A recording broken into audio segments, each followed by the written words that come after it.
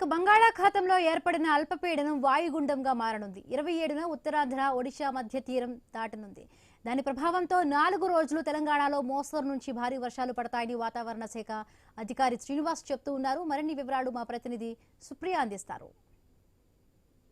అయితే కొన్ని జిల్లాల్లో మోస్తారు వర్షాలు పడుతున్నాయి, మరికొన్ని జిల్లాల్లో కూడా భారీ వర్షాలు పడుతున్నాయి. దాంతోపాటు నగర వ్యాప్తంగా చూసినప్పటికీ కూడా భారీ వర్షాలు పడడంతో మాత్రం నగరవాసులు అయితే ఉక్కిరిబిక్కిరి అవుతున్నారని చెప్పాలి. అయితే నగరంలో చూసుకున్నట్టయితే ఎన్నడూ లేని రీతిలో ఈసారి మాత్రం భారీ వర్షాలు పడడం, దాంట్లో కూడా వరదలు చిక్కుకున్న పలు చాలా మంది ఉన్నప్పటికీ కూడా లోతట్టు ప్రాంతాలు కూడా జలమయం అవుతున్నాయి. అయితే దీనికి తోడుగా 25 తారీఖున అల్పపీడనం కూడా ఏర్పడబోతున్నట్టు కూడా వాతావరణ శాఖ అధికారులు అయితే చెప్తున్నారు. ఇక ముఖ్యంగా చూసుకున్నట్టయితే హైదరాబాద్లో కూడా క్లౌడ్ బర్స్ట్ ఏర్పడింది అనేది అయితే వినిపిస్తుంది. అసలు దానిపైన ఎంతవరకు నిజాలను ఒకరు ఏర్పడితే అసలు కారణాలు ఏంటో మనతో వివరించడానికి అయితే వాతావరణ శాఖ అధికారి శ్రీనివాస్ గారు ఉన్నారు, తెలుసుకుందాం.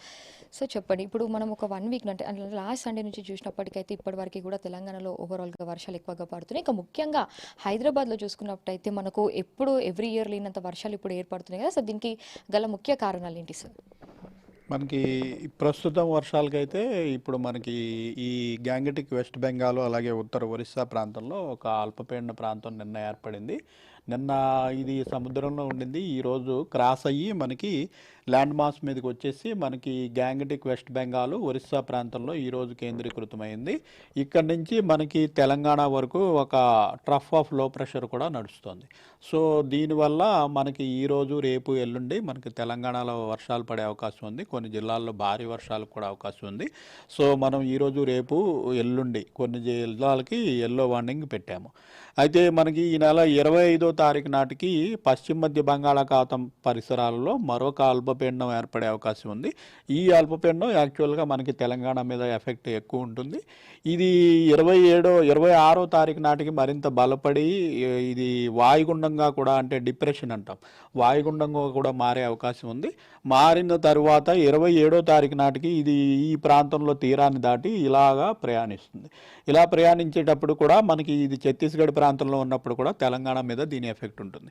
సో మనకి ఈ నెల 25, 26, 27 తారీఖులు కూడా మనకి భారీ వర్షాలు ఉంటాయి. ముఖ్యంగా 26వ తారీఖు నాడు రాష్ట్రంలో ఇంచుమించు అన్ని జిల్లాలకి కూడా భారీ వర్ష సూచన చేయడం జరిగింది. కొన్ని జిల్లాలకి ఆరెంజ్ వార్నింగు 26, 27 తారీఖులు ఆరెంజ్ వార్నింగ్ కూడా ఇచ్చాము.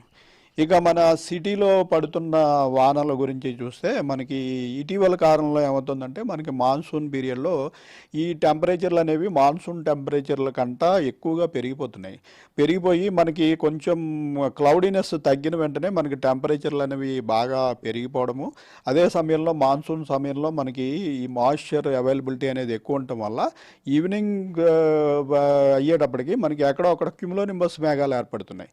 క్యుములోనింబస్ మేఘాలు ఏర్పడి భారీ ఎత్తున వర్షాలు, ఉరుములు, మెరుపులు అవి కూడా, ఇవన్నీ యాక్చువల్ ప్రీ మాన్సూన్ సీజన్ మనకి ఏప్రిల్ అండ్ మే నెలలో వచ్చే పరిమాణాలు మనకి ఇప్పుడు మాన్సూన్ సీజన్లో కూడా చూస్తున్నాము. సో మొన్న 2 days బ్యాక్ పడ్డ వర్షాలకి చూసుకుంటే అయితే మనకు భారీ వర్షపాతం నమోదు కూడా అయింది సార్ హైదరాబాద్లో. సో దానికి తోడు కుత్బుల్లాపూర్లో మెయిన్గా 18 సెంటీమీటర్ల వర్షపాతం నమోదైంది. అయితే దానికి క్లౌడ్ బస్ట్ ఏర్పడిందని కూడా వినబడుతుంది. అది ఎంతవరకు నిజమో, ఒకవేళ క్లౌడ్ బస్ట్ అనేది ఆ కుత్బుల్లాపూర్ ప్రాంతంలో ఏర్పడి ఉంటే దానికి గల కారణాలు ఏంటి సార్? క్లౌడ్ బర్స్ట్ అనేది యాక్చువల్గా ఇక్కడ మన సిటీలో పడిన వర్షాలు ఏమీ కూడా మేము ఐఎండీ ప్రకారం ఇవి క్లౌడ్ బర్స్ట్లు కాదండి. క్లౌడ్ బర్స్ట్ యొక్క టెక్నాలజీ వేరు, అంటే క్లౌడ్ బర్స్ట్ వల్ల ఫామ్ అయ్యే క్లౌడ్స్ యొక్క పద్ధతి వేరు, ఇవి వేరు అనమాట. క్లౌడ్ బర్స్ట్ యాక్చువల్గా మనకి క్యుములోనింబస్ మేఘాల వల్లే వస్తుంది. కానీ క్లౌడ్ బర్స్ట్లు ఎందుకు వస్తాయి అంటే మనకి క్యుములోనింబస్ మేఘాలు ఎందుకు ఏర్పడతాయి? వేడి గాలులు కిందన వాతావరణం ఎక్కువగా ఉండి వేడి గాలులు కింద నుంచి పైకి పోతున్నప్పుడు ఈ తేమను కూడా పైకి తీసిపోయి పైన ఒక క్యుములోనింబస్ మేఘం ఏర్పడటం జరుగుతుంది. ఆ క్యుములోనింబస్ మేఘం ఏర్పడినప్పుడు మనకి ఒక వైపు నుంచి అప్ డ్రాఫ్ట్ అంటాం, అంటే వేడి గాలులు పైకి నుంచి కింద నుంచి పైకి పోతుండగా బాగా పైకి పోయిన తర్వాత ఇందులో ఉన్న తేమ అంతా మనకి వాటర్ డ్రాప్లెట్స్ కింద కండెన్స్ అయిపోయి క్లౌడ్ ఏర్పడుతుంది. ఇక్కడ మనకి మైదాన ప్రాంతాల్లో అంత ఫోర్స్ ఉండదు.